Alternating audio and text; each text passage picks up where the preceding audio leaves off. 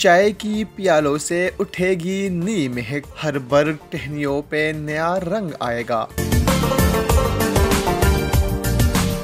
कहा जाता है कि चाय तमाम मशरूबात की मुर्शिद होती है। शहर इक़्तिदार में जगह जगह मौजूद क्वेटा कैफे से कौन वाकिफ नहीं। रोजाना सैकड़ों की तादाद में लोग चाय पीने इन कैफेज का रुख करते हैं।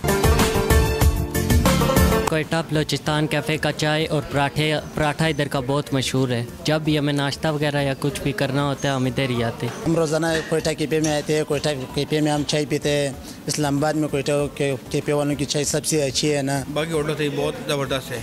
सुबह भी आता हूँ, शाम को भी आता हूँ चाय पीने के लिए इनके पास। इनकी चाय ज़बरदस्त होती है। चाय बनाने वाले का कहना है कि चाय तो हर जगह मिलती है, मगर क्वेटा कैफे की चाय का तो कोई नेमुल बदल नहीं। जो एक बार आए तो बार बार आने पर मजबूर होता है।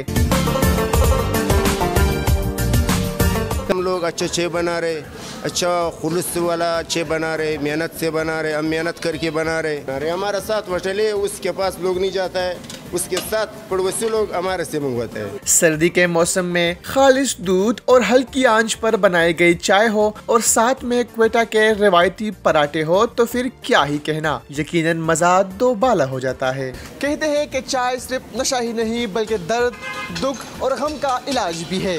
शहर इक़्तिदार में जगह जगह बने क्वेटा कैफे की तो मिसाल ही नहीं मिलती। कैमरामैन अब्दुल मनाफ के साथ शिराज अहमद शिराजी, इस्लामाबाद।